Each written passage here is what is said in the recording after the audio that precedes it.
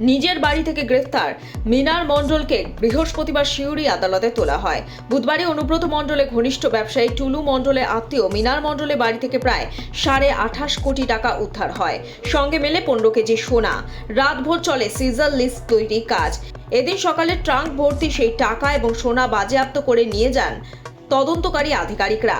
বীরভূমে police super বিদিত রাজ বন্দেশ ইতিমধ্যেই জানিয়েছে, তল্লাশির সময় মিনা স্বীকার করেছেন এই টাকা এবং সোনা টুলু মণ্ডলে অপরাধমূলক সিন্ডিকেটের। পুলিশ সূত্রে খবর, গত মঙ্গলবার মোহাম্মদবাজার থানার আধিকারিকেরা 7 জন ডাকাতকে গ্রেফতার করেন। ওই ডাকাত দলের সূত্র ধরে অনুব্রত ঘনিষ্ঠের আত্মীয়ের বাড়িতে টাকা ও সোনার খনি হদিশ পান তদন্তকারীরা। দিয়ে দিয়েছে কি সিজ হলো কি না হলো এখানে, তো তারপরে একটা অ্যারেস্ট করে তারপরে যে কোনো আইনের মতো যে কোনো প্রসেস হয় ওটা করা যাবে। যার যেখানে বাড়ি আছে মিনাল মন্ডল, ওনার বাড়ি থেকে ওনাকে অ্যারেস্ট করা হয়েছে যে ভিত্তিতে ওনার আগেনস্টে যে ইনক্রিমিনেটিং এভিডেন্স ছিল। তারপরে যেভাবে ইনভেস্টিগেশন হবে তদন্ত হওয়ার পরে যত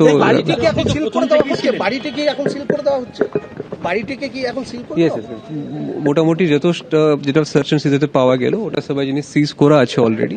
বাট এই মুহূর্তে যেহেতু অনেকটা জিনিস এই মতো আছে, সেন্সিটিভ আছে, তার জন্য বাড়ি সিল করা হচ্ছে। আপনি তো প্রথম থেকেই ছিলেন যখন এখানে এলেন, কি দেখলেন যখন ফার্স্ট রাত 3:00 না, এটা তো সবাই আপনি জানি এখনই সার্চ সিজার করেছে, প্রসেস হয়ে গেছে। Thank you so much. Thank you. এর সাথে কি কোনো ডাকাতির কোনো ঘটনা ছিল? এটা আপনি যেটা প্রেস ব্রিফে যেটা আপনাকে ব্রিফ করা হয়েছে অলরেডি, সোর্স মাধ্যমে এটা জিনিস করার পরে এটা করা আছে।